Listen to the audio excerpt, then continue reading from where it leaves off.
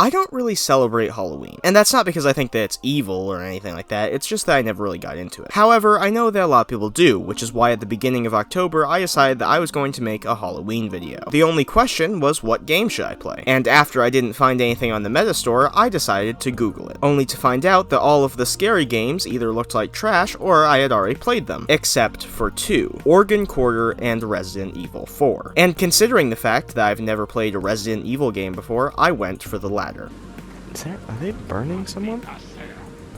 Oh, that's not good. I mean, I say that a lot, but like this time, it's that's really not good. That's a bad sign. Like I said, I've never actually played a Resident Evil game before, so I was completely unprepared for how hilariously weird the story is. You play as a special agent named Leon, who's sent to a town in rural Spain filled with zombie people to save the president's daughter. And yes, I do mean the president of the United States. Dude, I can't get over how much these guys sound like Homer Simpson. There are many things that are funny about this plot, but I think the funniest is that after the President of the United States' daughter was kidnapped, he decides to send one dude to get her. This guy has access to the military and SWAT teams, and he's like, nah, just send Leon.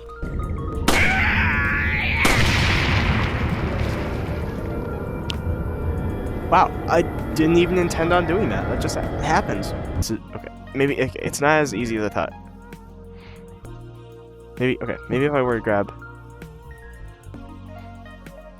Oh wait, that's not it. Wait, what was it look like? Almost immediately after the starting cutscenes, I realized how good this game's atmosphere is. There was something about it that just made it feel so nostalgic, and for a long time I couldn't figure out why that was. But then I got to the ravine level and it hit me like a train. You see, most VR games released in 2017 or later, which means that their graphics are from 2017 or later. But this game, Resident Evil 4, came out in 2005, which would explain why it has such a vintage feel to it. However, what that doesn't explain is why these graphics make me personally feel nostalgic. And to explain that one, I'm going to have to say something that's going to make every single hardcore Resident Evil fan want to kill me. This game looks exactly like Twilight Princess. And before someone decides to dox me, I should probably say that yes, I know Twilight Princess released after Resident Evil 4.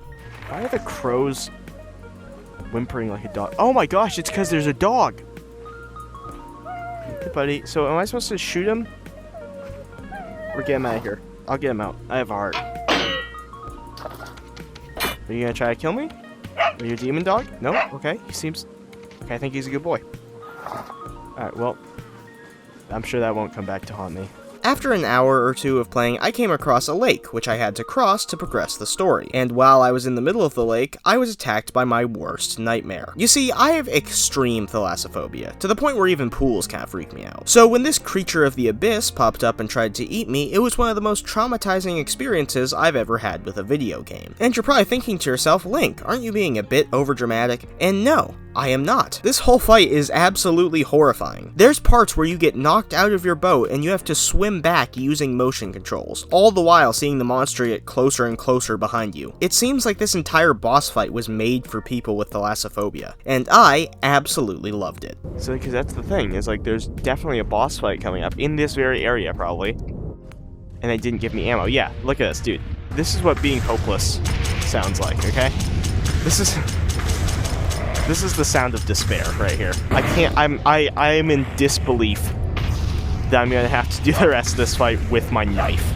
After you do a ton of other mildly interesting stuff, you finally get the key to unlock the church, where you find the person you were sent here to save, Ashley. I can already tell, just from doing the tutorial, I can tell that having Ashley with me is going to be like the biggest burden ever. Ashley is one of the stupidest NPCs I have ever seen in a video game. She doesn't really say anything or do anything, well, you know, besides walking directly into bear traps. Are you kidding me again with this, Ashley? Follow my path exactly. No. Stop. Go around. Oh my gosh. And she also must be bad luck, because it's only about 20 minutes after saving her that you come across what I call the House of Despair, where you get ambushed and you have to defend yourself from seemingly endless waves of enemies. This part is so hard that I was on easy mode and it still took me 15 tries before I gave up.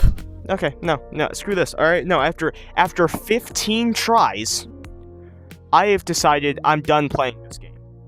Alright, that's it. See ya later, folks. Anyway, what you just witnessed was me legitimately rage quitting the game. Haven't played it again since. 10 out of 10. Would recommend. To someone I hate. But all jokes aside, it is actually a really good game, and if you have an extra $40, I suggest you buy it. But to you still watching, I sincerely hope that you have a fantastic day, and hopefully I will see you next week.